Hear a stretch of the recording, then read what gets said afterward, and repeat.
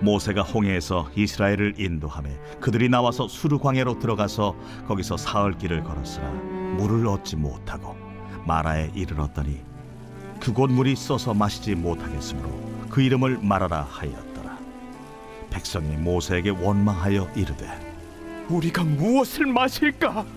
모세가 여호와께 부르짖었더니 여호와께서 그에게 한 나무를 가리키시니 그가 물에 던지니 물이 달게 되었더라.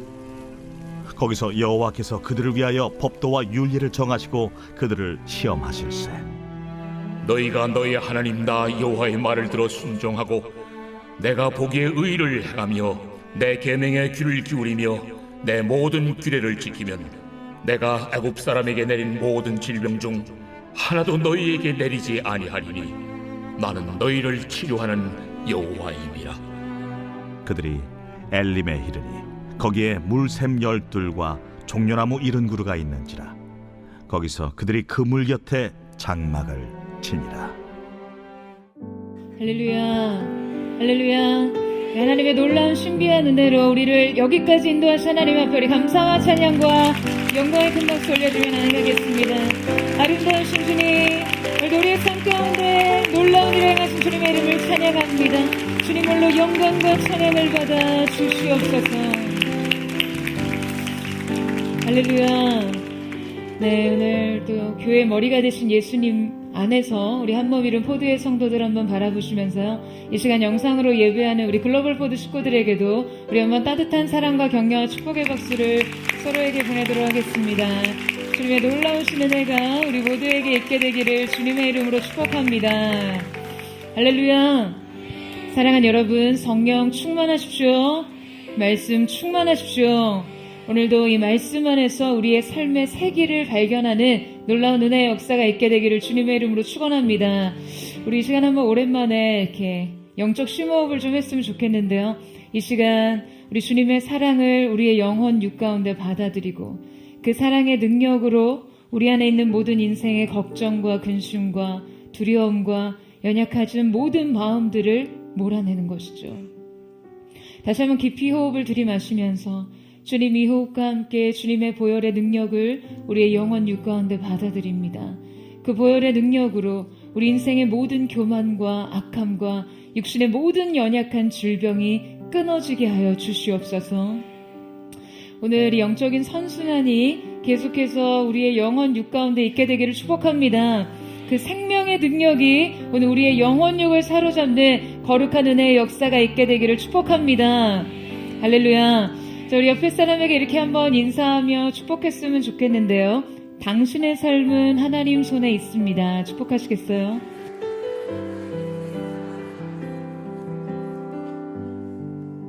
그 놀라운 은혜가 우리 모두에게 있게 되기를 축복합니다.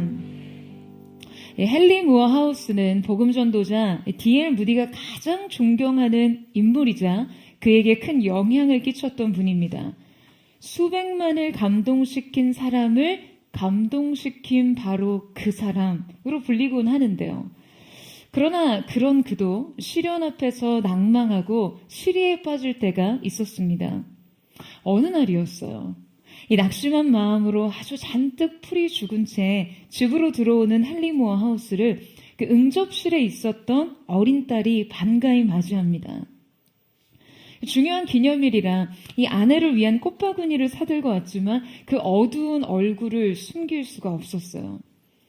이 아빠의 어두운 표정을 눈치챈 딸이요, 다정하게 말합니다. 엄마에게 줄 꽃다발이죠? 엄마는 2층에 계세요. 꽃다발은 제가 전해드릴게요. 그는 놀라서 물었어요. 아니, 내가 이거를 어떻게 전해준다는 말이니? 그의 어린 딸은 이 소아마비로 걸을 수가 없어서 휠체어를 타고 있었고요. 2층까지는 높은 계단이 있어서 휠체어를 타고는 오를 수 없었기 때문이었죠. 그러자 이 말을 들은 딸은요, 속삭이듯 이렇게 말합니다. 꽃바구니를 든 저를 아빠가 안고 가면 되잖아요. 그 순간 시리에 빠졌던 헨리 무어 하우스는 큰 깨달음을 얻었습니다. 하나님이 우리를 안고 가시는데 나는 왜 실망하고 좌절하고 낙심했던가? 여러분, 우리의 인생이 절대 오를 수 없는 한계 상황을 만나고 낙심과 시리에 빠질 만한 삶의 문제들을 만난다 해도 하나님 품에 안겨 있으면 됩니다. 여러분, 아멘이세요? 하나님께서 우리를 안고 가세요. 신명기 1장 32절 말씀에 광야에서도 너희가 보지 않았느냐? 너희 하나님 여호와께서 아버지가 아들을 안는 것 같이 너희를 안아 너희가 이곳에 닿을 때까지 그 여정을 함께 하시지 않았느냐? 라고 말씀하십니다. 여러분, 우리가 우리 인생 광야에서 배워야 할 가장 중요한 교훈은 바로 이것입니다. 우리를 안고 가시는 아버지. 오직 그분께 의탁하는 삶의 믿음을 배우는 것이죠. 오늘 본문의 이스라엘 백성 역시 그들이 걷는 광야길에서 이 중대한 교훈을 배우고 있습니다. 오늘 말씀은 이스라엘 백성들이 홍해를 지나 그 하나님의 인도를 따라 처음 직면한 상황에 대한 것이었어요. 이스라엘 백성들은 앞서 홍해 도하를 통해 그 하나님의 놀라운 기적을 경험했죠. 체험했습니다. 눈앞에서 자기 백성들을 위하여 그 바다를 가르시는 하나님의 압도적인 이적은 인간으로 하여금 하나님의 권능을 경험하기 충분한 사건이었어요. 이 기적 후 그들은 소고를 치며 춤추며 온 백성이 함께 예배합니다. 하나님의 기사와 이적을 노래할 수밖에 없었을 테니까요. 그리고서 곧이어 오늘 본문의 상황을 맞닥뜨리게 된 것이죠. 자, 우리 함께 22절 말씀을 같이 한번 읽어보도록 하겠습니다. 22절 말씀 시작. 모세가 홍해에서 이스라엘을 인도하며 그들이 나와서 수르 광야로 들어가서 거기서 사흘 길을 걸었으나 물을 얻지 못하고. 자, 여러분, 이스라엘 백성들은 전혀 예상치 못한 상황에 직면합니다.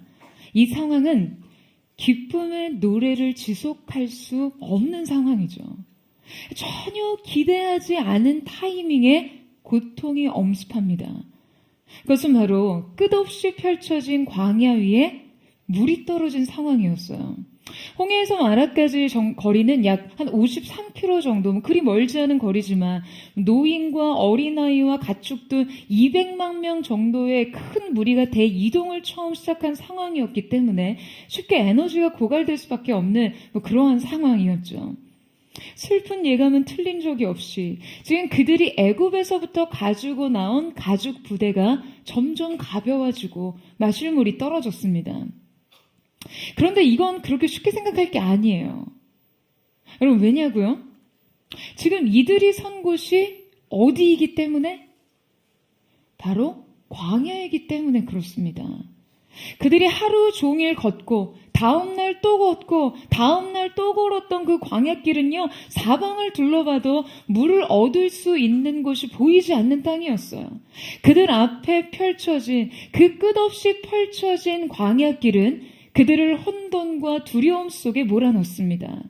그러니까 물이 떨어졌어도 그 물을 구할 수 있는 길이 있다면 이야기는 달라지지만 광야와 사막을 걷는 자들에게 여러분이 물이 떨어졌다라는 것은 어떠한 의미입니까? 살 길이 끝났다는 의미죠. 그러니까 그들 시야 앞에 끝없이 펼쳐진 광야와 그 광야 한복판에 선 자신을 인식하는 순간 그들은 엄청난 혼란을 경험합니다. 여러분, 그들은 끝없는 모래사막을 걸어야 했어요. 그래서 설상가상 그때 물이 떨어지고 200만 명의 거대 민족과 그들의 가축까지 갈증을 호소하는 상황이 여러분 얼마나 고통스러웠겠어요. 견디기 힘든 시간이 분명합니다. 여러분, 이때 그들이 이 극심한 고통 속에 경험했던 이 혼란이란 어떠한 것이었을까요? 그들의 당혹감은 세 가지였어요. 첫 번째는 그들의 노래가 끝이 나 버렸다는 혼란이었죠. 오늘 본문에 사흘 길을 행하였다에는 이 계속적 와우용법이 사용되는 것을 보면요, 이 홍해 도하 직후에 모세와 미리암의 찬양이 끝나자마자 그 홍해에서 이 행군이 바로 시작됐다라고 볼 수 있습니다. 그러니 여러분, 홍해에서 여러분 마라까지 며칠이 걸렸다고요? 며칠이 걸렸습니까? 딱 3일이 걸렸습니다. 찬양에서 원망까지, 기쁨에서 낙심까지, 예배에서 침체까지 얼마나 걸렸어요? 딱 3일 거리였습니다. 여러분, 이것이 인생이에요. 이것이 인생 민낯입니다. 누구보다도 그들은요, 그들 스스로 자신들의 이 민낯에 당황합니다.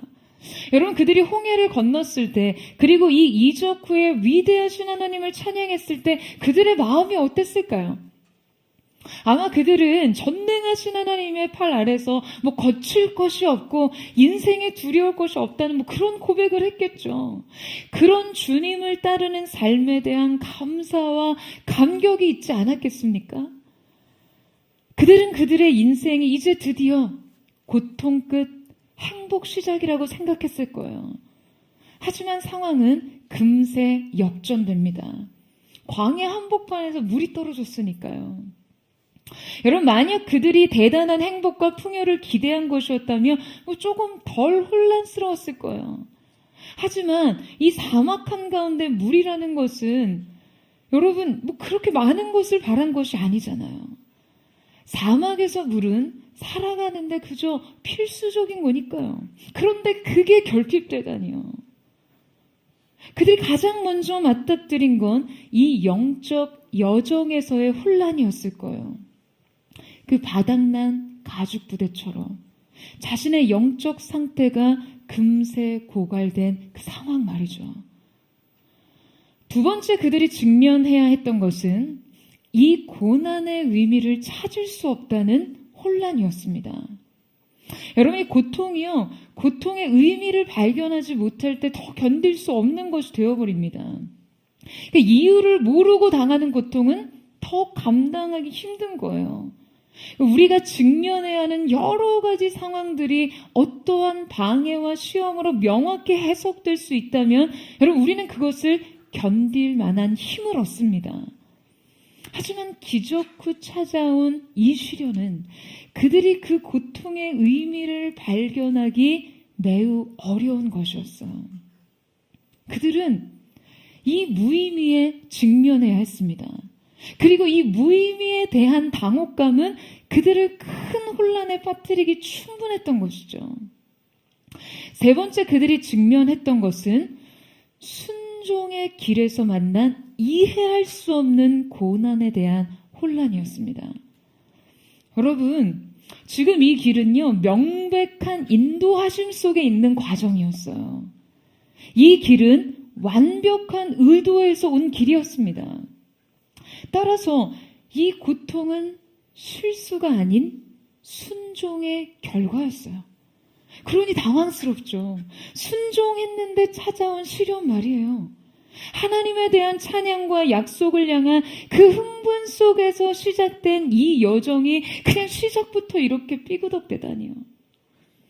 여러분, 어쩌면 이 이스라엘 백성이 직면한 이 혼란이 광야와 같은 이 땅을 살아가는 우리가 그냥 매일매일 직면하는 문제일지도 모릅니다. 오늘 우리는 이 말씀을 통해 이 당혹감을 해소하기를 원해요. 말씀 속에서 의미를 찾고 혼란 속에서 이정표를 찾고 무엇보다 주님의 마음을 찾기를 원합니다. 오늘 말씀 속에 직면할 첫 번째 질문은 왜 홍해 다음 마라인가? 입니다. 자, 여러분, 오늘 이 의도된 여정을 설명하는 지도를 한번 보시겠어요? 자, 이스라엘 백성들은 고센 지역을 떠나서 출애굽의 첫 여정으로부터 이 가나안에 이르기까지 다양한 여정들이 있었습니다. 직선, 가장 짧게 가나안에 도달할 수 있는 많은 여정에 다른 길들이 있었어요. 우선 가장 빠른 지름길은 이 해변길이었죠. 하지만 이 길은 블레셋 길이라고도 불리는 길로서 이 블레셋 민족과의 전쟁을 치러야 하는 길이었어요. 그리고 숲곳에서 곧장 가데스 바네로 갈 수 있는 수루길이 있었는데요. 이 수루길은 비교적 많은 사람들이 이용하는 지름길에 해당했습니다.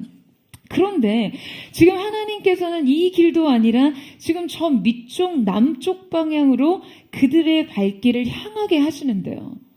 문제는 지금 이 불필요한 과정 같아 보이는 이 시간 동안 그들은 극심한 갈증에 시달리게 됐다라는 것이죠. 아마 그들의 광야 여정 통틀어 가장 혼란을 느끼던 시간이 아닐까 생각합니다. 왜냐하면 여러분, 이 고통은요, 매우 상대적으로 더 크게 그들에게 다가왔을 것이 너무나 뻔하거든요. 그러니까 이 상대성이란 물론 홍해의 기적과 흥분 후의 상황이기도 했지만 지금 이 상황이 광야 행군 시작 단계인 만큼 지금 그들이 아직 광야 생활에 연단되지 않은 상태이기 때문에 그렇습니다. 이스라엘 백성들은 당혹스러움의 연속이던 이 광야 길에 적응하지 못한 채 첫 번째 기착 지점인 마라에 도착했는데요. 그때 그들의 분란이 큰 분노로 터뜨려진 곳이 바로 이곳 마라였습니다. 자, 우리 함께 23절 말씀을 같이 한번 읽어보도록 하겠습니다. 23절 말씀 시작. 마라에 이르렀더니 그곳 물이 써서 마시지 못하겠으므로 그 이름을 마라라 하였더라. 백성이 모세에게 원망하여 이르되 우리가 무엇을 마실까 하매. 자, 그들이 마라에 도착했을 때 그곳엔 물을 내는 샘이 있었어요. 그러니까 여러분, 그들이 얼마나 이 물이 반가웠겠어요. 당장에 달려가 막 순식간에 그 물로 자신의 갈증을 해결하려 했겠죠. 그런데 이게 웬일입니까? 그냥 물을 들이키자마자 막 여기저기에서요, 그 물을 퇴퇴하고 뱉어버리는 거예요. 그러니까 이 마시지 못할 물을 막 벌컥벌컥 마셔버린 사람들 중에는 아마 이 복통을 호소한 사람도 있었을 거예요. 바로 이 물이 쓴물이었던 것이죠. 그 홍해에 대한 그 기적의 감사와 감격의 찬양이 드려지던 입술에서 3일 만에 폭발적인 불평이 쏟아져 나옵니다. 그들은 이 마실 수 없는 물, 마라의 쓴물을 마시고 큰 실망과 낙담에 빠져요. 급기야 그들은 모세를 원망하기에 이릅니다. 이 모세에 대한 원망은요, 사실상 하나님에 대한 원망과 다름이 없었고요. 그들의 불신앙과 죄성으로 인해 그들의 믿음의 첫걸음에서부터 실패하게 된 것이죠. 여러분, 왜 그렇습니까? 왜 주님은 그들을 홍해 다음 마라로 인도하셔서 그들에게 이러한 쓰디쓴 실패를 맛보게 하셨을까요? 그들의 실패가 하나님의 계획은 아니었지만 지금 마라로 인도하신 것은 다분한 그분의 의도였는데 왜 하필 황홀한 기적과 은혜 뒤에 이러한 현실 팩폭이 있어야 할까요? 여러분, 주님은요, 그들을 시험하셨습니다. 이 시험은 그들을 무너뜨리기 위한 파괴적인 시험이 아니라 그들을 성장시키기 위한 테스트였어요. 그 목적은 이 과정을 통해 비로소 그들이 하나님의 백성다워지는 것이었습니다. 이 과정을 통해 여러분, 그들에게 이별이 필요한 시간이었어요. 이것이 홍해 다음 마라인 이유예요. 여러분, 그들은 애굽의 삶과 진정한 결별이 필요했습니다. 지금 하나님께서는요, 이 화려한 도시 문명 가운데 종로로 타면서 살던 이스라엘 백성들을 그 광야 한가운데로 끄집어내시면서 그들을 자기 백성답게 체질 개선을 하고 계신 것이죠. 여러분, 어떻게 해요?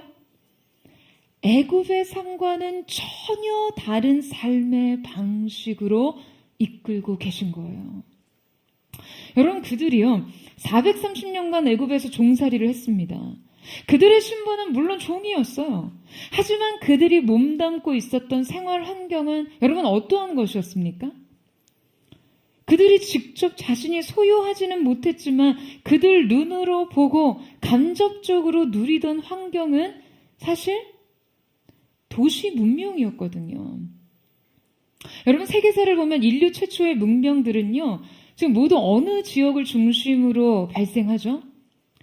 티그리스, 유프라데스강 유역의 메소포타미아 문명, 인더스강 유역의 인더스 문명, 황허강 유역의 황허 문명, 그리고 나일강 유역의 이집트 문명, 여러분이 모두 큰 강들을 중심으로 발생합니다. 특히 이 애굽의 문명은요, 이 나일강의 풍부한 수원을 중심으로 발생해서 거대한 피라미드를 건설하고 화려한 도시 문명을 꽃피워가지고요, 이 민족의 침입을 받지 않고 무려 2000년 이상 그들의 아주 그 고유한 문화를 간직한 곳입니다. 그러니까 그들이 보고 간접 경험한 세계가, 여러분, 이게 얼마나 화려한 것들이었겠어요. 비록 그들은 지금 그 땅에서 자기 땅 한 평 소유하지 못하고 그냥 모진 채찍과 매질 속에서 고된 노동을 감당해야 했지만 그들은 도시 안에 살던 민족이었습니다. 문명 속에서의 삶이었어요. 이 도시는 인간의 힘을 자랑하던 곳이었습니다. 여러분, 근본적으로 하나님께서 인도하신 그들의 새로운 삶은요, 애굽의 삶과는 매우 본질적인 차이가 있었어요. 애굽은 이 나일강 주변에서 농경사회를 이루고 살던 곳이었거든요. 그러니까 여러분, 이 농경사회의 삶의 방식이 어떻습니까? 농경사회는 자연환경을 매우 적절히 이용하고 지배하면서 살 수 있었어요. 물론 고대 사회가 근본적으로 이 자연환경에 극도로 의존될 수밖에 없었지만 이 농경사회는 적극적으로 그 한계들을 극복하기 위해서 수로를 개설하거나 댐이나 이 저수지 등으로 가뭄을 대비합니다. 그래서 아브라함 이후에 이스라엘 백성들이 기근과 가뭄만 만나면, 여러분, 다 쪼르르 애굽으로 피난을 갔잖아요. 애굽은 이 자연적 한계들을 부분적으로 극복하기 위한 인간적인 업적과 기술이 있었던 곳이었거든요. 그들은 나일강의 풍부한 수원을 통해 물을 공급받았고 저수지를 통해 가뭄에도 그럭저럭 살아갈 수 있었습니다. 그러니까 애굽의 농경 문화는 인간의 기술적 능력이 삶의 생존과 주거 환경을 안정적으로 형성해 주었던 그러한 곳이었어요. 그러니까 지금 이스라엘 백성들의 입장에서 태어나서 보고 자란 것이 이 화려한 도시 문명의 산뿐이었던 이스라엘 백성에게 광야의 삶이란, 여러분, 이게 얼마나 당황스러운 것이었겠어요. 마실 물이 없는 이 여정은 여러분 얼마나 큰 시험거리였겠어요. 그런데 하나님께서는 이 광야의 시험을 통해 이루시기 원하는 분명한 목적이 있으셨던 것이죠. 그들은 자신이 무엇을 위해 살고 무엇에 의존해 살아야 하는지를 배워야 했습니다. 그들은 약속의 성취를 위해 살고 주님을 의존해 살아야 했습니다. 그러기 위해서요, 뼛속 깊이 문명에 의존하던 그들의 삶의 방식과도 헤어짐이 필요했어요. 살아가기 위해서 기댈 데가 없던 그곳에서 여러분, 그들은 새로운 삶의 방식을 배워가야 했습니다. 여러분, 그들은 이제 농경사회가 아닌 유목민적인 삶을 개척해 나가야 했어요. 여러분, 이 유목민적인 삶에서 가장 중요한 것은요, 농경사회나 도시 문명과는 전혀 다른 것이었어요. 이 농경적 삶과 유목민적인 삶의 가장 근본적인 차이가 여러분 무엇입니까? 바로 농경 문화의 본질은 정착이었고 유목 문화의 본질은 이동과 변화죠. 그러니까 유목민족 삶에서 가장 중요한 것은 딱 하나뿐이었어요. 그것은 타이밍이었습니다. 이곳은 모래 폭풍만으로 하루아침에 없던 것이 생기고요, 막 있던 것이 사라지는 땅이었어요. 그냥 매 순간 이 변화에 적응하는 것만이 그들에게 요구되는 삶의 방식이에요. 여러분, 제가 지금 여러분에게 여러분의 삶의 방식을 21세기의 유목민으로 살아라, 이런 말씀을 드리는 건가요? 오늘 갑자기 왜 사회시간 같지? 이런 느낌적 느낌? 아니죠, 여러분. 주님의 의도를 읽어내라는 거예요. 하나님께서 끝내 주님이 주실 약속의 땅에서 지금 그들을 정착시키시기 위해서 필요한 맞춤형 훈련을 하고 계시는 건데요. 그 과정에서 가장 필요했던 훈련이 바로 그들에게 요구되는 삶에 다 들어있었다는 거예요. 여러분, 이것이 바로 주님이 그들을 광야로 인도하신 이유였어요. 그리고 이 광야 한가운데서 갈증을 느끼게 하신 이유였죠. 그들에게 이전의 삶과는 정말 근본적으로 다른 차이를 느끼게 하신 것이에요. 여러분, 광야의 삶에서는요, 지도가 필요 없었습니다. 나침반만 있으면 돼요. 광야의 지형은 시간에 따라 변화합니다. 그렇기 때문에 하루아침에 달라지는 지형에 여러분 굳이 집착할 필요가 없겠죠. 다만 뜨거워지는 태양과 불어오는 바람의 촉각을 곤두세울 필요가 있습니다. 그 오늘 찾아오는 사소한 변화 속에서 그들에게 또 다른 적응이 요구되는 것이죠. 주님께서 지금 그들에게 이 환경에 노출시키고 계신 거예요. 여러분, 왜요? 무엇이 필요하기 때문에요?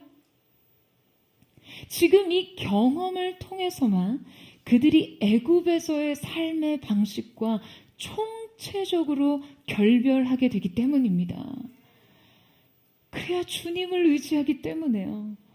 이 시간은 430년 익숙해진 삶과 이별이 필요한 시간이었어요. 동시에 하나님 백성답게 사는 법을 훈련하는 시간이었죠. 바로 믿음으로 사는 법 말이에요. 여러분, 저는 정말 이 광야의 영성이요, 포드의 영성이라는 생각이 들었습니다. 여러분, 아멘이세요? 노마드 포드, 영적 유목민의 삶이요. 안정적인 건물과 예배 처소를 갖고 있지 않고 때에 따라 움직이는 교회, 흩어지는 교회가 되는 기동력과 유동성, 매번 무형과 유형으로 0부터 다시 시작하는 예배, 그리고 다시 0으로 돌아가는 예배, 계획하는 삶의 안정을 추구하기보다 반응하는 삶으로서의 순종을 추구하는 영성, 매 순간 하나님의 인도하심의 촉각을 곤두세우고 지금 바로 이 순간 우리에게 펼쳐진 그 영적인 지형을 이해하고 따르기를 원하는 중심. 여러분, 개척 당시 첫 인트로 영상 기억하세요? 마음껏 울기 위해 광야로 나왔다고요. 하나님의 자리를 찾아드리기 위해서요. 여러분, 영적 유목민으로서의 삶을 통해 우리가 하나님으로부터 배울 수 있는 귀한 교훈을 놓치지 마십시오. 그것을 여러분의 삶 속에 적용하세요. 여러분, 우리가 수학 문제를 풀어보면요, 처음에 수학의 기초 공식과 개념을 이렇게 쭉 설명하잖아요. 그럼 수학의 이 기초 공식만 그냥 달달 외우고 암기하는 그런 과목인가요? 아니죠. 공식을 외우는 거, 여러분, 그 자체로는 큰 의미가 없습니다. 그 공식을 적용한 문제를 풀 줄 알아야 돼요. 불행히도 저는 수포자로서의 길에 일찌감치 발을 들여놔서 공식을 이해했더라도 실전 문제에 부딪히면 이 문제를 어떻게 풀까를 생각하기보다 이걸 몇 번 찍어야지 정답이 높아지나 하는 깊은 고민에 빠졌습니다. 몇 번을 찍어야 하나, 이것도 일종의 통계적인 접근은 아닌가라는 생각을 하는데요. 어쨌든 그 초라한 고민에 빠져 사느라 공식을 대입해서 문제를 푸는 그 쾌감을 잘 몰라요. 근데 여러분, 항상 보면 이렇게 너무 그걸 받아들이시는 것 같아요. 나름 농담을 한 건데 살짝 약간 기분이 나빠지려고 하는. 근데 이번 수련회 강사로 오셨던 고성준 목사님 경우에 정말 이 수학 원리로 문제를 푸는 재미를 제대로 느끼신 거잖아요. 그러니까 수학보다 재밌는 게 없다는 그런 말도 안 되는 비진리를 저희에게 전하고 가셨어요. 정말 느꼈어요. 하나님이 정말 사람을 다르게 창조하시고 다른 부르심으로 부르시는구나. 여러분, 우리의 삶의 문제도 사실 이와 비슷합니다. 삶의 문제가 다가올 때 우리는요, 문제를 풀어야 합니다. 어떻게 풉니까? 믿음을 대입해서 풀어야 합니다. 믿음의 원리를 적용해서 풀어야 풀려요. 그런데 대부분의 사람들은 그 문제를 직면하면요, 당혹스러워하기만 합니다. 그래서 이들의 머릿속에는 한 가지 쉽게 무너지지 않는 전제가 있어요. 그것은 바로 순종의 길은 꽃길이고 은혜 뒤 문제 끝이라는 그런 전제 말이에요. 그래서 홍해 다음에 마라를 만나면 무너집니다. 아니에요, 여러분. 문제 앞에서 무너질 것이 아니라 이 문제를 믿음으로 푸셔야 해요. 여러분, 아멘이세요? 그렇다면 믿음으로 문제를 푼다는 것은 여러분 어떠한 것일까요? 문제 앞에 실망과 낙담을 할 것이 아니라 그들은 기도했어야 합니다. 기도로서 주님께 해결을 구하고 주님의 도우심을 간구했어야 해요. 불평이 아니라 호소를 했어야 하고요. 원망이 아니라 탄원을 했어야 합니다. 혹시 여러분 중에서도 홍해 다음에 마라를 만나신 분 있으신가요? 은혜가 있었고 기적이 있었고 찬송과 환희가 있었어요. 주님 앞에 드린 인생, 이제 변화된 삶과 성장만이 있을 줄 알았습니다. 주님께 드린 내 삶, 아름다운 꽃길 위로 동행의 기쁨만 가득할 줄 알았어요. 그런데 고작 사흘길 뒤 우리가 직면한 것은 문제의 연속인 삶, 뭐 하나 나아질 게 없는 인생, 그 안에서 미친 듯이 흔들리는 나, 그리고 끝내 무너진 그냥 나 자신만이 있을 뿐이에요. 이것이 내 현실입니다. 부정할 수 없는 내 현실이요. 여러분, 어쩌면 주님은 우리의 실패를 아셨을지 모릅니다. 우리의 체질을 아시고 본성을 아시니까요. 우리가 왜 그토록 쉽게 흔들리는지, 무너지는지 다 아시니까요. 그래서 우리에게 다시 기회를 주시는 거죠. 주님은 우리에게 다시 답안을 고쳤을 기회를 주십니다. 오늘 말씀 속에 찾아야 할 그 두 번째 답은 다시 고쳤을 시간입니다. 우리는 이 답안에서 앞서 한 가지 질문을 던질 수밖에 없죠. 그것은 왜 쓴물 다음에 단물인가? 입니다. 우리 함께 25절에서 26절 말씀을 같이 한번 읽어보도록 하겠습니다. 시작. 모세가 여호와께 부르시셨더니 여호와께서 그에게 한 나무를 가르치시니 그가 물에 던지니 물이 달게 되었더라. 거기서 여호와께서 그들을 위하여 법도와 율례를 정하시고 그들을 시험하실세 이르시되 너희가 너희 하나님 나 여호와의 말을 들어 순종하고 내가 보기에 의를 행하며 내 계명의 귀를 기울이며 내 모든 규례를 지키며 내가 애굽 사람에게 내린 모든 질병 중 하나도 너희에게 내리지 아니하리니 나는 너희를 치료하는 여호와임이라. 자, 여러분, 백성의 원망과 분노에 모세는 주님 앞에 부르짖습니다. 자, 이 부르짖다에 사용된 이 차악하라는 동사는요, 아주 그 크나큰 고통 가운데 절규하는 모습을 묘사할 때 사용하는 그러한 표현이에요. 그 모세는 이들의 지도자답게 이 상황 속에서 주님께 부르짖습니다. 여러분 한번 생각해 보세요. 이 모세라고 해서 이 상황이 고통스럽지 않았겠어요? 모세는 갈증을 느끼지 않습니까? 여러분, 모세에게는 물이 필요하지 않았습니까? 아니, 모세에게는 뭐 이 마라의 쓴물이 쓰지 않고 달았을까요? 더군다나 지금 불과 사흘 전에 뭐 소고치고 춤추고 찬양하던 백성들이 그 여호와뿐만 아니라 자신까지도 영웅시하면서 그토록 칭송하다가 사흘 만에 자신에게 원망과 분노를 쏟아붓는 이들을 바라보면서 말이에요. 그러나 여러분, 차이가 무엇인가요? 모세는 그 고통을 주님 앞에 쏟아놓습니다. 여러분, 이것이 바로 믿음으로 문제를 푸는 것이에요. 여러분, 아멘이십니까? 매우 단순합니다. 문제를 만났을 때 믿음의 공식을 대입해서 문제를 푸세요. 바로 하나님께서 우리 가운데 주신 방식, 기도를 통해서요. 기도라는 방식으로요. 여러분, 왜 기도할 수 있는데 문제 앞에서 무너집니까? 하나님께서는 모세의 기도에 바로 응답하십니다. 모세에게 한 나무를 지정하시고 그 나무를 물에 던지라고 하세요. 성경은 이 나무가 어떤 특정한 나무라고 설명하지 않아요. 그런데 그 나무를 물에 던지고 나니 여러분 무슨 일이 일어납니까? 쓴물이 달아졌어요. 이 나무는 성경에서 바로 그리스도의 십자가를 예표합니다. 생명나무 십자가를 상징하는 것이에요. 여러분, 쓴물이 나던 샘에 십자가를 던졌더니 어떻게 됐습니까? 어떻게 됐어요? 그 물이 금세 단물이 됐습니다. 그 단물은요, 200만 명에 해당하는 백성들의 갈증을 즉각적으로 해결할 수 있었어요. 여러분, 왜 하나님께서 우리에게 이 단물을 바로 주시지 왜 쓴물을 만나게 하신 후에 이 쓴물을 단물로 고쳐주신 것일까요? 여러분, 주님이 우리에게 깨닫게 하시는 본질이 있습니다. 존 칼빈은 하나님께서 단물을 주시지 않고 먼저 마라의 쓴물을 주신 이유에 대해서 이렇게 말합니다.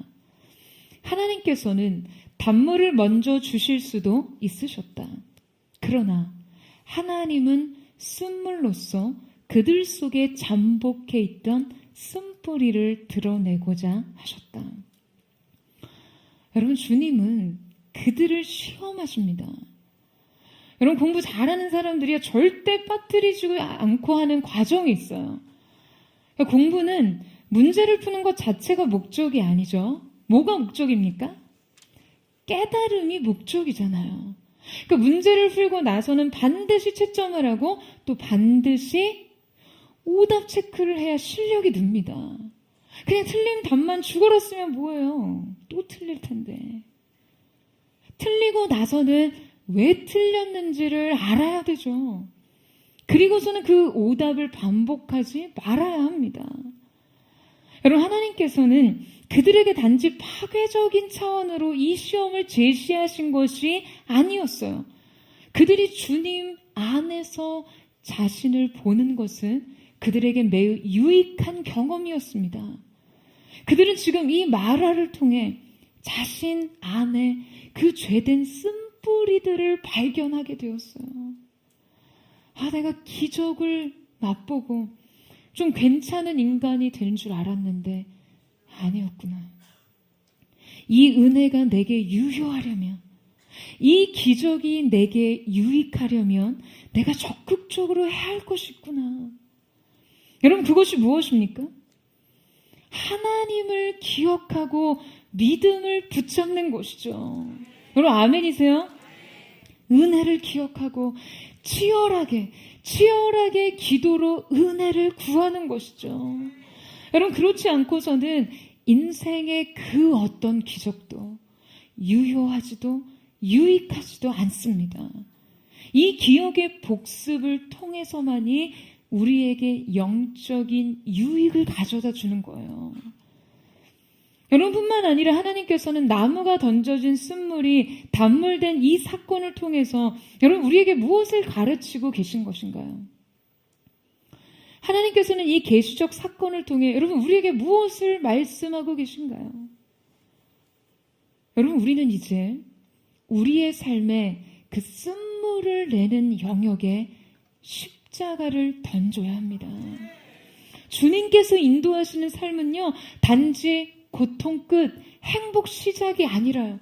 어쩌면 십자가를 통하지 않고서는 어느 것도 가능하지 않은 삶입니다. 여러분, 이 삶을 고단하게 생각하지 마세요. 여러분, 이 삶은 참 생명이 넘치는 삶입니다. 여러분, 이 사실을 믿으세요? 여러분, 우리의 인생의 모든 영역엔 예수를 통과하지 않고는 마시지 못할 물들 뿐입니다. 기대했던 삶도 예수를 통하지 않고서는 결코 여러분을 충족시킬 수 없어요. 너무너무 물을 찾고 갈증을 느꼈던 이스라엘 백성처럼 여러분의 인생 속에서도 찾고자 하는 물이 있지 않으세요? 결혼만 할 수 있다면, 이 학교에 들어갈 수만 있다면, 이 취업만 가능하다면 이라고 생각했는데 막상 그 물은 쓴물이에요. 그 관계에 평안이 없고요. 그 직장 안에 기쁨이 없어요. 그 배움 안에 진정한 능력이 없어요. 사랑하는 여러분, 여러분의 가정, 학업, 일, 관계, 삶의 모든 영역은 이 십자가를 통해서만 단물이 됩니다. 그 물을 마시고 해결하기 위해서는 그 가운데 십자가를 던져야 합니다. 예수를 통해야 여러분을 충족시킬 수 있어요. 연인과 부부 사이에도, 부모와 자식 사이에도, 학업과 업무에도, 일상과 습관에도 여러분 모두 십자가를 던져야 합니다. 예수를 통해야 합니다. 그런데 여러분, 우리는 무엇보다 우리의 영혼의 샘을 점검해야 합니다. 우리의 내면에 마라의 우물이 있는 사람들이 있어요. 이 영혼의 내부에서 끊임없이 샘물이 올라오는데요. 이 물이 생명을 내지 못할 쓴물이에요. 내면의 쓴뿌리들이죠. 아주 지독하게 뿌리 깊은 삶의 비관론, 냉정한 현실주의, 교만한 냉소주의, 끈질긴 남탓, 지독한 자기의 불평불만, 자포자기, 낙심과 우울, 그냥 두려움에 사로잡힌 상상력. 여러분, 이 모든 것이 내면의 마라예요. 우리는 계속해서 이 우물에서 쓴물을 길어 올립니다. 이 물은 결코 생명을 낼 수 없는 물이에요. 사랑하는 여러분, 오늘 이 시간 여러분의 마음의 샘에 십자가를 던지십시오. 여러분 마음에서 쓴물이 아니라 단물을 내게 하세요. 이제 고쳐 쓸 시간입니다. 다시 쓸 시간이요. 저는 이 시간 우리의 인생의 샘이 고쳐지고 변화되는 여호와 라파, 놀라운 치유의 은혜가 있게 되기를 주님의 이름으로 축복합니다. 오늘 말씀 속에 건네는 삶의 질문 세 번째는 왜 마라 다음 엘림인가입니다. 우리 함께 27절 말씀을 같이 한번 읽어보도록 하겠습니다. 27절 말씀 시작. 그들이 엘림에 이르니 거기에 물샘 12과 종려나무 70그루가 있는지라 거기서 그들이 그 물 곁에 장막을 치니라. 여러분, 그들은 또다시 약속의 땅을 향해 순례를 이어가야 했습니다. 그리고 그들은 새로운 여정으로 인도함을 받는데요. 그곳은 엘림이라는 장소였어요. 그런데 이 장소가 매우 의미심장합니다.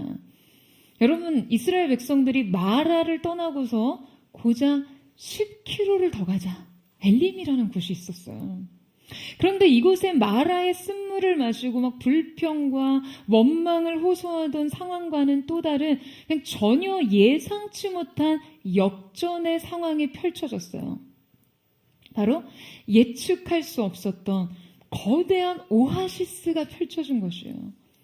이곳은 12개의 물샘이 있었는데요. 이 12개의 물샘은 이스라엘의 12지파를 상기시켜 주었고요. 70이라는 숫자는 이스라엘의 70인 장로를 상징하는 것입니다. 여러분, 사막에서 샘 하나도 귀한데 이 엘림에는 물샘이 무려 12개나 있었고요. 종려나무 그루가 70그루가 있었다고 하는데 이때 광야 한낮 태양열에 지친 그들에게 지금 이 그늘의 쉼이 얼마나 큰 안식이 되었겠어요. 이스라엘의 12지파의 생명샘이 되시는 주님과 각 족속들의 생명나무 그늘이 되어주시는 주님을 계시하신 곳이었죠. 바로 이곳에서 그들은 출애굽 이후 이전에 없었던 깊은 안식과 꿀맛 같은 휴식을 취하게 됩니다. 여러분, 아마 많은 사람들이 이 말씀을 보면요, 인생의 엘림을 사모할 것이에요. 아마 많은 묵상들이 마라 같은 인생의 쓴물을 맛본 성도들에게 조금만 더 힘을 내라고요. 조금만 더 힘을 내면 이제 곧 엘림이 나온다고 격려하며 용기를 북돋을 것입니다. 하지만 우리는 마라 다음 엘림을 허락하신 이 하나님의 의도 속에서 단지 영혼의 엘림을 사모하는 것으로 끝날 것이 아니라 믿음의 레슨을 받아야 합니다. 자, 여러분, 그것은 무엇일까요? 우리가 건넨 왜 마라 다음 엘림인가 하는 이 질문의 답은 무엇입니까? 여러분, 이제 그들에겐 진짜 행복할, 아니 항복할 시간이 필요했어요. 여러분, 많은 성도들의 믿음의 삶엔 엘림은 행복이고 마라는 불행이라는 전제가 존재합니다. 하나님이 그렇다면 의도적으로 홍해 뒤 불과 3일 만에 그 마라를 만나게 하시고, 아니 마라다운 고작 10km 구간의 엘림을 만나게 하신 이유는 그럼 대체 무엇 때문일까요? 불행 끝, 행복 시작이라는 영혼의 롤러코스터라도 태우려고 하시는 걸까요? 야, 너 쓴맛 좀 톡톡히 봐야 단맛이 어떤 것인지 뭔지 제대로 알지 하고 그런 훈련 시키는 것입니까? 저는 그렇게 생각하지 않습니다. 저는 주님이 인도하신 이 여정 속에서 그분의 숨겨진 의도를 발견할 수 있어야 한다고 생각해요. 그것은 다름 아니라 행복의 조건에 관한 것이에요. 여러분, 엘림에 도달한 이스라엘 백성들은요, 그곳에 얼마간 머물렀겠죠. 그들은 그곳에서 물 곁에 장막을 쳤습니다. 어쩌면 그들은 이곳이 좋사오니 그곳에 그냥 한없이 머물고 싶었을지 몰라요. 여러분, 하지만 엘림이 가나안입니까? 그곳에 한없이 머물고 싶은 그 엘림이 그들의 최종 목적지와 정착지였나요? 아니요. 그들은 가야 할 곳이 있었습니다. 광야의 오아시스는 그들의 목적지가 아니었어요. 그 오아시스에 아무리 샘물이 풍족하고 그늘이 풍성하다 할지라도 그곳은 그들의 최종 목적지가 될 수 없습니다. 그렇다고 한다면 그들이 마라를 만나 불신앙 속에서 낙담하고 불평하는 일에 못지않게 그들이 엘림에 거하며 그곳을 마치 자신의 목적지로 삼고 안주하려는 본성에 치우치는 것 역시 여러분 매우 경계해야 할 태도였을 거예요. 어쩌면 마라를 통해서 얻을 수 있었던 영적 가르침보다 훨씬 더 어려운 깨달음이죠. 여러분, 주님은 왜 마라다 이 엘림으로 그들을 이끌어 가신 것일까요? 주님이 그들에게 가르치고자 하신 믿음의 삶이란 어떠한 것입니까? 여러분, 제가 앞서 유목민의 삶에 대해 말씀드렸죠. 하나님께서 갈대아 우르에서 아브라함을 불러내 이 유목민의 삶으로 들어가게 하셨던 것처럼 이 삶에서 주님은 우리가 정착해야 할 믿음의 태도를 배우게 하십니다. 그것은 바로 지나가는 삶에 관한 것이에요. 여러분, 얼마 전 저희 포드처치에 오셔서 이 말씀을 전해주셨던 김태훈 선교사님의 신간 에세이에 제가 추천사를 쓰게 됐어요. 그래서 나오기 전에 제가 이 책을 먼저 읽게 됐는데요. 책 속에 이러한 일화가 있었습니다. 선교사님 가정이 코로나 팬데믹으로 인해 급하게 선교지를 떠나야 하는 상황이 되신 거예요. 그때 이제 아주 오랫동안 정착해서 사역하시던 사역지를 정리하시고 어딘지 모를 그곳으로 새롭게 인도하심을 받으셔야 하는 상황이었는데요. 그래서 이 선교사님이 자녀들에게 이 언제 다시 돌아올지 모르는 상황에서 혹여 이걸 생각보다 긴 여정이 되거나 혹은 돌아오지 못할 상황이 될 수도 있으니 그것을 다 고려해서 짐을 챙기라고 요구를 하셨대요. 그러니까 모두들 이러한 인생의 큰 변화, 불안정한 미래적 상황을 앞에 두고 그러니까 그곳에 가져가야 할 짐을 챙긴다고 생각하니까 여러분 얼마나 난감했겠어요. 그야말로 없어서는 안 될 가장 소중하고 중요한 것들만을 담으면서 소유한 것들에 대해 조금 허망하기도 하고 또 아쉽기도 안타깝기도 하고 그러셨겠죠. 그런데 바로 그때 선교사님께서 과연 내가 본향을 향해 갈 때 무엇을 가져갈 수 있을지를 생각해보는 계기가 되셨다라고 하시더라고요. 여러분, 하나님께 인도함을 받았던 광야의 유목민족 삶은요, 과연 소유라는 것이 그들에게 큰 의미가 있었을까요? 여러분, 유목 문화는 소유에 집착하다가는 이동이 힘들어집니다. 무엇을 많이 가질수록 운반이 어려워지기 때문이에요. 그러니까 소유를 최대한 단순화하고 기동력을 높이는 것이 중요하죠. 여러분, 포드처치도 그렇지 않습니까? 저희도 어느 때 어떻게 움직여야 할지 모르기 때문에 최대한 짐을 줄이는 것에 노력해요. 도시 문명의 사람들이 사유재산을 중시하고 결국 그 모든 소유를 지키고 자신들의 생존을 방어하기 위해서 높은 성벽을 쌓을 수밖에 없지만요, 하나님께서 이끄신 광야의 삶에 성벽을 쌓는 것은요, 여러분, 근본적으로 불필요한 삶이었어요. 다만 오직 한 가지가 요구되었죠. 그것은 성벽이 아니라 제단을 쌓는 삶이었습니다.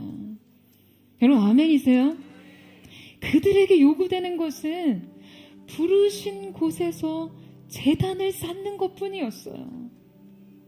여러분, 하나님께서는 마라에 이어 엘림을 지나가게 하시면서 아마도 이 거대 오아시스에 정착하고 싶은 그들에게 진짜 그들에게 주고 싶은 삶에 대해 말씀하고자 하셨을 거예요. 엘림을 벗어나고 싶지 않은 현세적 기쁨의 충족은 어쩌면 그들을 마라만큼이나 실패하게 할지 모릅니다. 가나안이 아닌 곳에서 만족을 누리는 것은 영적인 타락에 이르는 길이니까요. 그들의 행복의 조건이 그들의 연약한 죄성과 만날 때 그들은 약속의 땅을 향한 영적 방향성을 상실하기 쉬웠습니다. 주님이 허락하신 사막의 거대한 오아시스일지라도 이 또한 죄의 큰 유혹이 될 수 있다는 거예요. 사랑하는 여러분, 결국 하나님께서 마라디 엘림으로 인도하신 근본적인 이유는요, 마라는 불행, 엘림은 행복이라는 이러한 삶의 공식에서 벗어나 부르신 곳에서 예배할 뿐이라는 이 믿음의 삶으로 나아오라는 것이죠. 이끄시는 대로 순종하며 살 뿐이라는 믿음의 고백이 필요한 것이죠. 어떠한 인생의 길을 가느냐보다 훨씬 더 중요한 누구와 함께 이 길을 걷느냐에 주목하는 것. 그것은 진짜 행복할 시간이 아닌 이제 진짜 항복할 시간인 것입니다.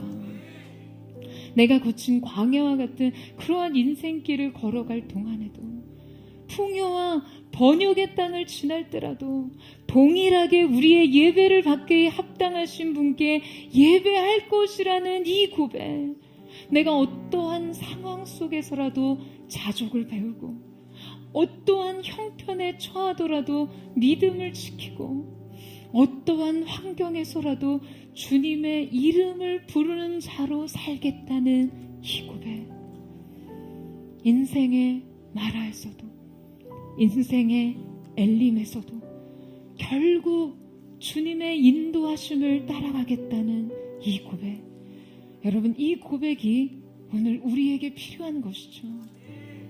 저는 사랑하는 포도의 성도들이 인생 광야에서 이 보석과 같은 고백을 주님 앞에 기로 올리는 하나님의 사람들 되기를 주님의 이름으로 축복합니다.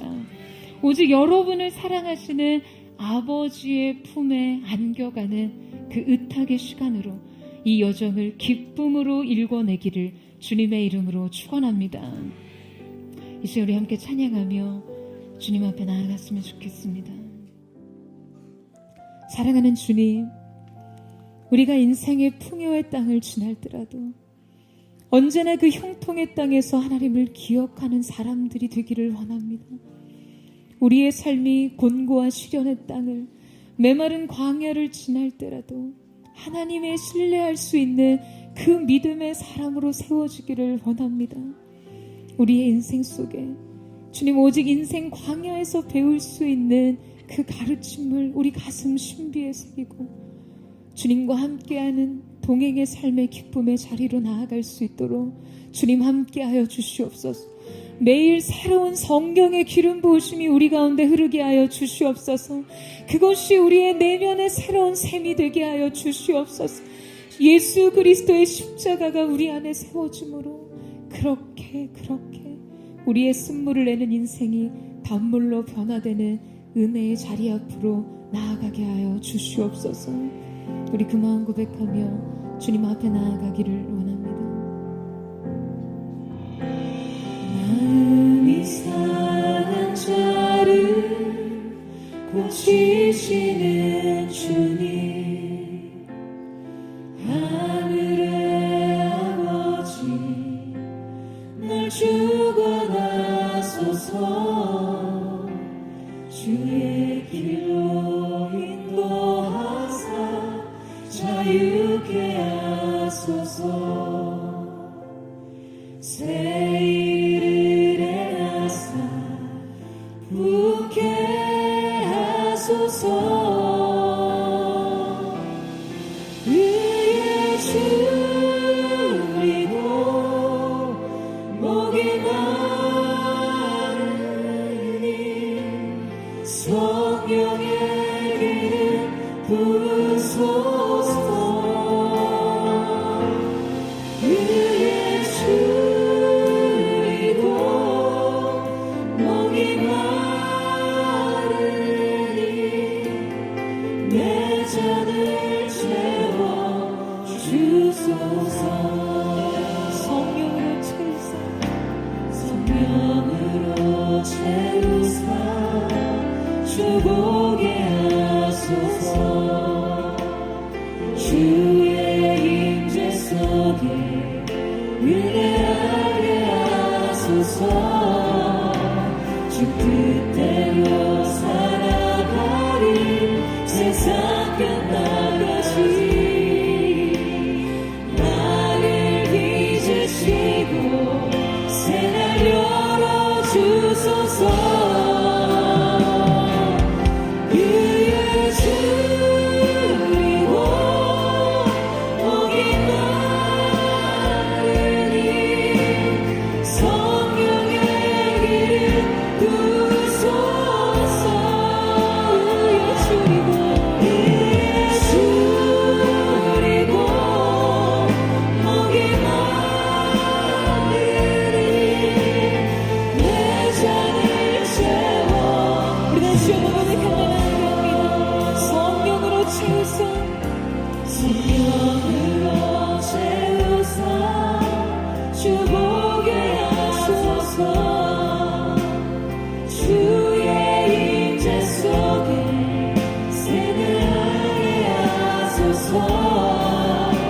주 뜻대로 살아가리 세상 끝날까지.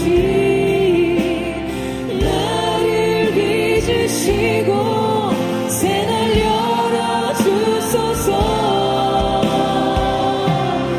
의에 줄이고 목이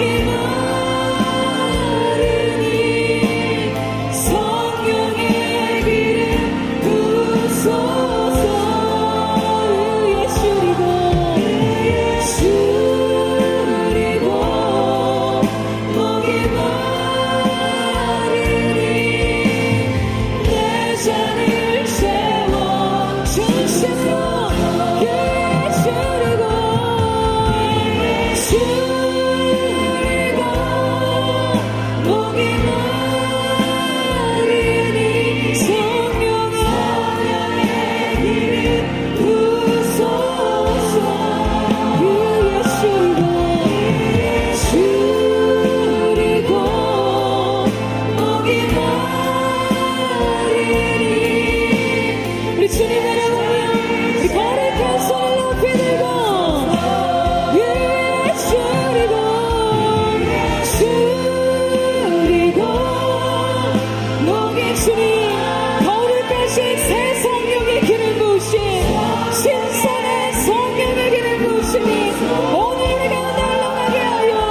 주시옵소서. 줄이고 목이 마르니 내 잔을 채워 주소서. 주님 의에 줄이고 목이 마르니 성령의 기름 부소서. 의에 줄이고 목이 마르니 내 잔을 채워 주소서. 사랑하는 주님, 우리의 인생이 얼마나 그 깊은 하나님의 임재와 영광 속에서 열리는 제3의 길, 숨겨진 하나님의 길, 홍해의 길이 열리는 것을 얼마나 많이 목도하며 체험했습니까?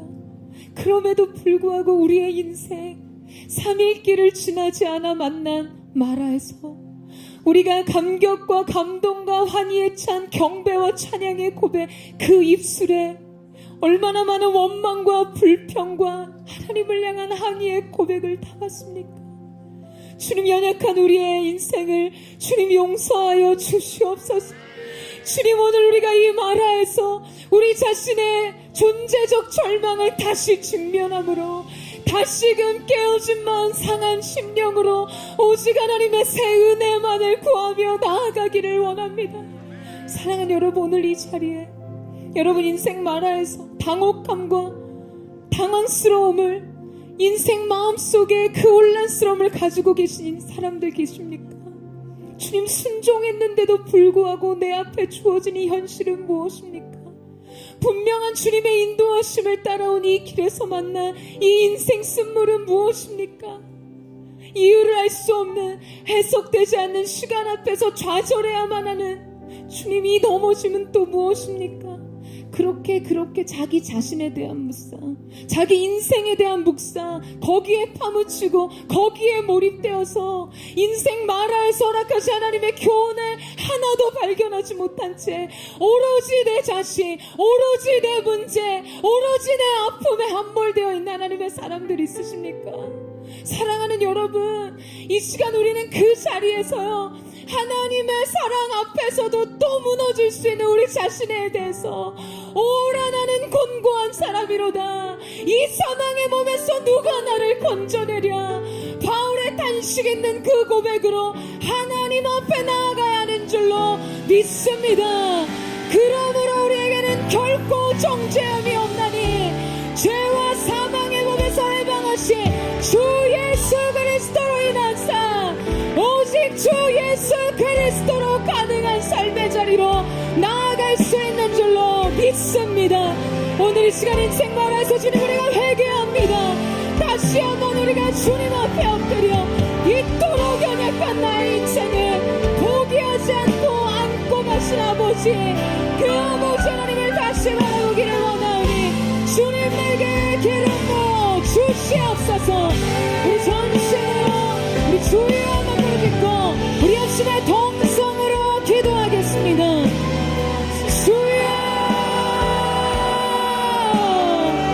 사랑하는 주님, 오늘 이 시간 우리가 하나님 앞에 나아가며 깨어진 마음, 상한 마음, 또 주님 앞에서 흔들렸던 우리 자신, 또 주님 앞에서 아버지 하나님 여전히 다를 바 없는 내 자신으로 반응했던 지독한 자기의 지독한 책임점과 전포자기와 불평불만, 그 모든 낙심과 좌절을 주님 앞에 내려놓고 회개합니다. 찬양의 입술에 불평을 담고 찬양의 입술에 혼란의 불신을 담았던 우리의 삶, 주님 용서하여 주시옵소서.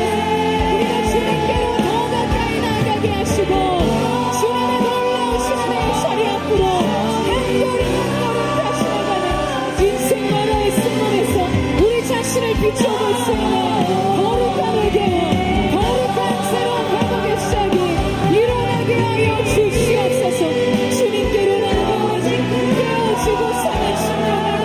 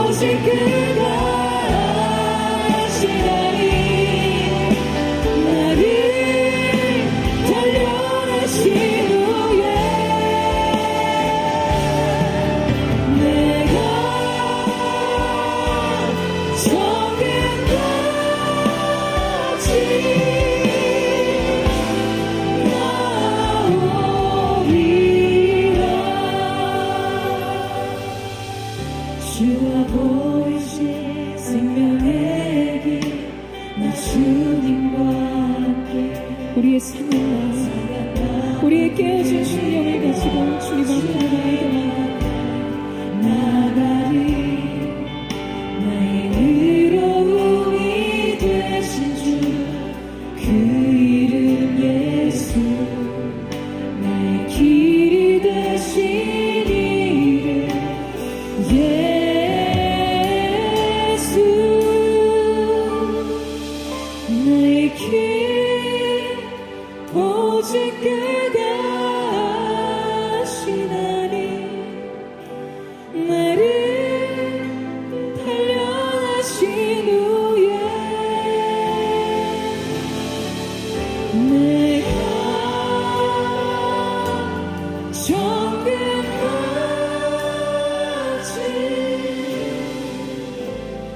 나오. 우리 다시 한번 고백하며 나아갑니다. 주가 보이신 생명의 길, 주가 보이신 생명의 길, 나 주님과 함께 상한 마음을 드리며 주님 앞에 나가리. 나의 의로움이 되신 주 그 이름 예수, 나의 길이 되신 이름 예수. 나의 길 오직 그가 하시나니 나를 단련하신 후에 내가 정금같이 오늘 우리의 길을 오시는 주님 앞에 의탁하며 나아갑니다. 주님 우리의 삶을 맡겨드립니다. 오직 주님으로서만 하실 수 있는 그 일, 예수의 십자가를 통해만 하실 수 있는 그 일을 우리 가운데 나타내버려 주시옵소서. 내가 정금같이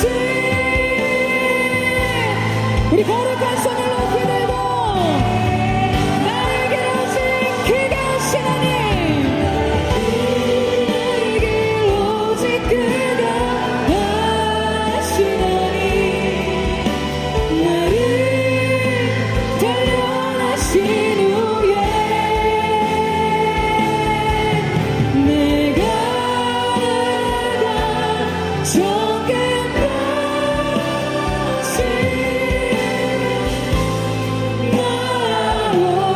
나오리라. 사랑하는 주님, 삼위길을 갈증을 느끼며 걸었던 이스라엘 백성처럼 우리의 삶이 인생의 소망의 물을 찾아 헤맬 때가 너무나 많았습니다.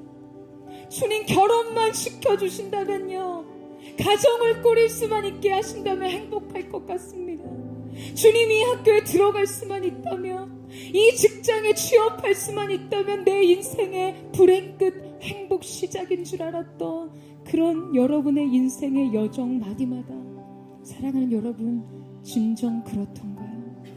그 관계의 평안이란 그런 것입니까? 여러분의 인생 영역 현장에서 그토록 들어가기만 하면 꽃길 같았던 그 직장에 진정한 기쁨과 만족이 있었습니까? 사랑하는 여러분, 우리의 인생에 물을 찾는 것보다 중요한 것은 그 물이 인생에 진정한 해가를 줄 수 있는 단물이어야 한다는 사실입니다. 오늘 여러분의 인생 영역 속에 예수 그리스도를 통하지 않고는, 십자가를 통하지 않고는 아무것도 오히려 그 물이 우리를 좌절시켜, 그 물맛이 우리를 낙심시킵니다. 그토록 원했던 것이기 때문에 더 큰 실망과 좌절이 우리의 삶을 덮어요. 오늘 이 시간 사랑하는 주님, 주님 아시죠? 이것이 내 인생 민낯입니다. 이것이 행복의 조건을 따라 살았던 내 인생 한계입니다. 이 시간 주님께로 돌아갑니다. 예수 그리스도의 십자가가 우리의 가정, 우리의 관계, 우리의 직장, 우리의 학업의 속에 던져지게 하여 주시옵소서. 만족을 누릴 수 없는 쓴물을 변해 단물이 되게 하시네 그리스도 예수의 십자가, 그 십자가를 통과하는 인생 살게 하여 주시옵소서. 여러분, 예수님의 십자가를 여러분의 삶의 영역 속에 세우십시오. 이 시간 우리 전심으로 주여 세번 부르짖고 우리 예수의 동성으로 기도하겠습니다. 주여,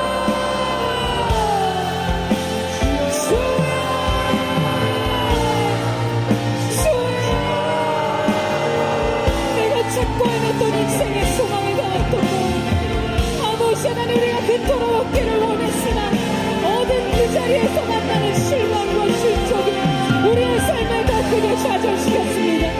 오늘 이 시간 우리가 예수의 십자가 나아가기를 원합니다. 그리스도 예수의 십자가 나아가기를 원합니다. 그 십자가가 세워진 나라가 인생의 저주스러운 생물이 바뀌어 눈물을 흘리는 인생, 그에서 생수의 강이 흐르는 새로운 삶의 시작이 알려지게 하여 주시옵소서.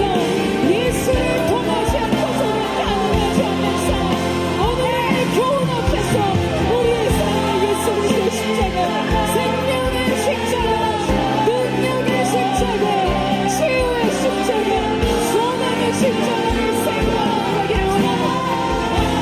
주님, 역사하여 주시옵소서.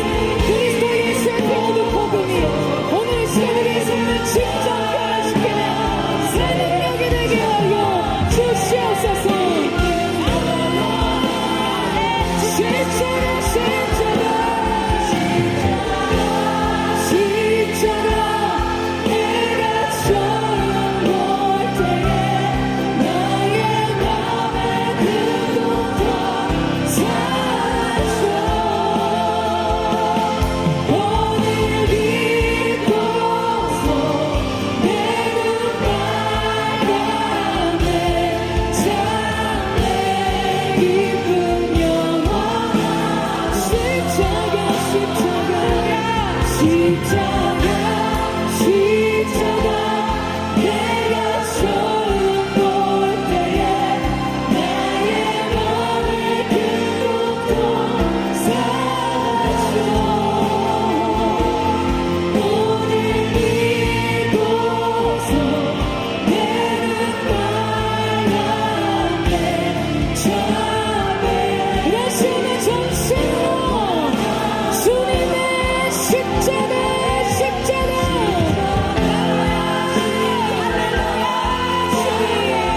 그런 신의 기쁨, 예수 그리스도의 십자가로 능력이 되게 하여 주시옵소서.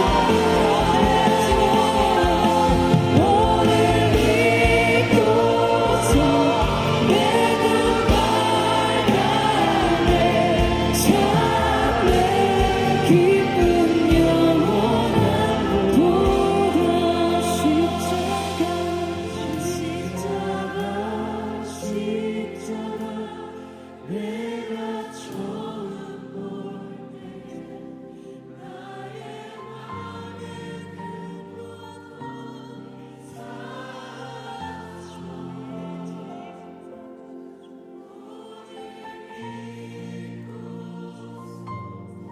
내눈 빨갛네 장래 기쁜 영원. 사랑하는 주님, 실로 주님의 말씀에 능력이 있음을 믿습니다. 말씀하신 그대로 성취하시는 주님의 이름을 송축합니다.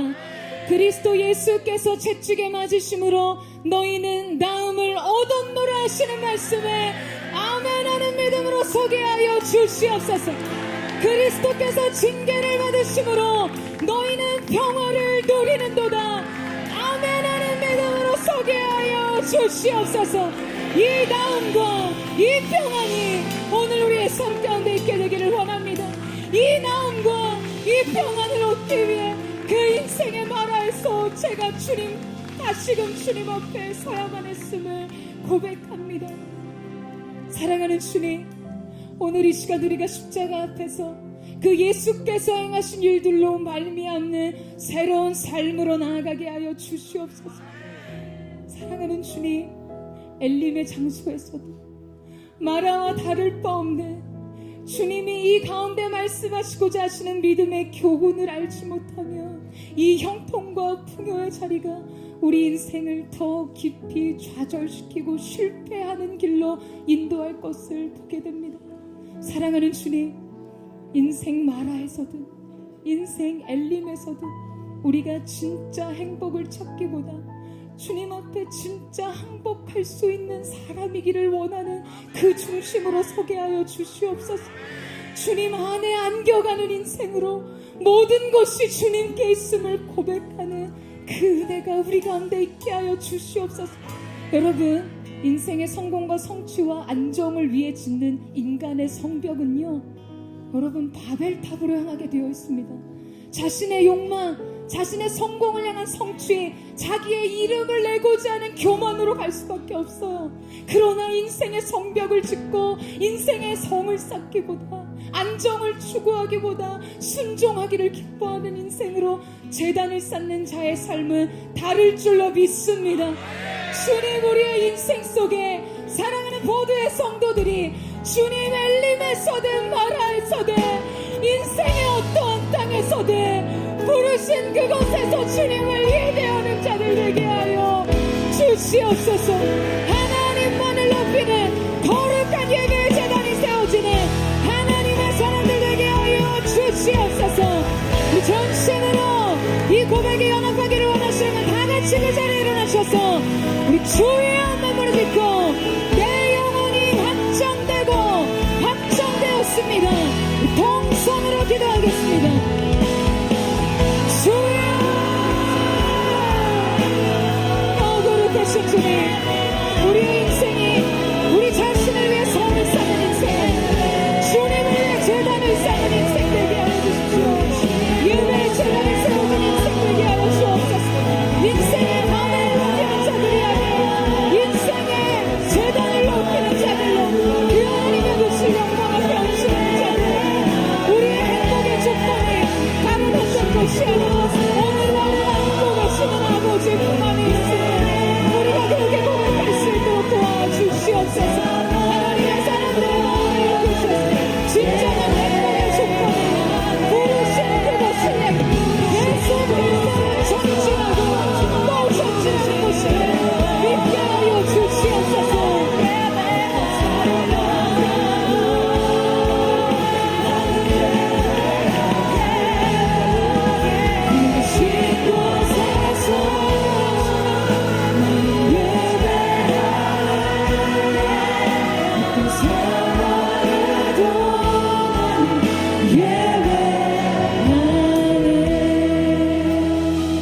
따스한 성령님, 따스한 성령님, 마음으로 보내 내 몸을 감싸며 주어지는 평안함, 만족함을 느끼네. 사랑과 진리야, 사랑과 진리에 한 줄기 빛보네, 한 줄기 빛보네. 내 몸을 감싸며 주어지는 평안함, 그 사랑을 느끼네. 부르신 곳에서 나는 예배하네. 어떤 상황에도 나는 예배하네. 부르신 곳에서 나는 예배하네. 어떤 상황에도 나는 예배. 내가 걸어갈 때 길이 되고 내가 걸어갈 때 길이